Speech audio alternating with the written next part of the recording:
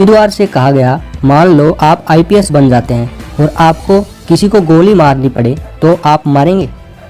उम्मीदवार ने कहा, सर अगर मेरे सामने ऐसी स्थिति आती है तो मैं उस व्यक्ति को जिंदा पकड़ने की कोशिश करूंगा और उसके पैरों पर गोली चलाऊंगा।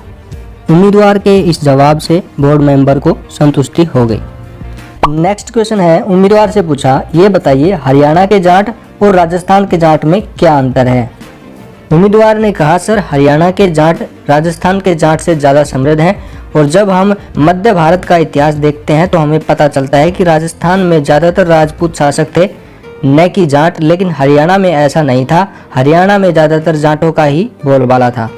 बोर्ड मेंबर ने फिर पूछा, अगर हरियाणा के जाट समृद्ध हैं तो वे लोग आरक्षण की मांग क्यों करते हैं? आपको क्या लगता है उनको आरक्षण मिलना चाहिए या नहीं?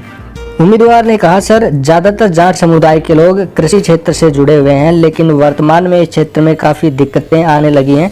शायद इसी वजह से उनको लगता है कि उन्हें भी आरक्षण मिलना चाहिए, लेकिन हाईकोर्ट के फैसले के अनुसार जाट समुदाय को आरक्षण के लिए पात्र नहीं है, इसलिए जाटों को आरक्षण नहीं मिलना चाहिए। फाइनल क्वेश्चन है, उम्मीदवार से पूछा, मान लो आप एक आईपीएस हैं, आपके सामने एक अपराधी एक बच्ची का रेप करके भाग रहा है, आप क्या करेंगे? क्या आप उसे गोली मार देंगे? उम्मीदवार ने कहा, सर ऐसी स्थिति में मैं उस अपराधी को गोली तो नहीं मारूंगा क्योंकि यह संविधान के खिलाफ है।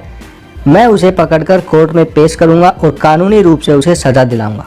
एक महिला बोर्ड अधिकारी ने उम्मीदवार से पूछा, ये बताइए मैन फोर्स क्यों यूज होता है? उम्मीदवार ने कुछ देर सोचा और फिर जवाब दिया, मैम मैन फोर्स से हमारा मानना है कि किसी कार्य को करने के लिए बल और बुद्धि की ज़रूरत होती है।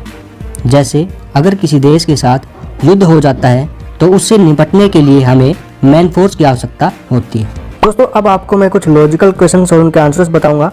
क्वेश्चन है, ऐसा कौन सा देश है जहां पर अन्य किसी देश की कोई न्यूज नहीं चलाई जाती है? दोस्तों आपने बिल्कुल सही सुना, ऐसा भी एक देश है जहां पर अन्य किसी देश की कोई खबर नहीं चलाई जाती है। वह देश है उत्तर कोरिया। यहाँ के लोगों को सिर्फ उत्तर कोरिया के बारे में ही बताया जाता है। फांसी की सजा सुनाने के बाद जज पेन की निब क्यों तोड़ देता है? दोस्तों आपने काफ़ी बार फिल्मों में भी देखा होगा कि फांसी की सजा सुनाने के बाद जज उस पेन की निब तोड़ देता है। ऐसा क्यों होता है?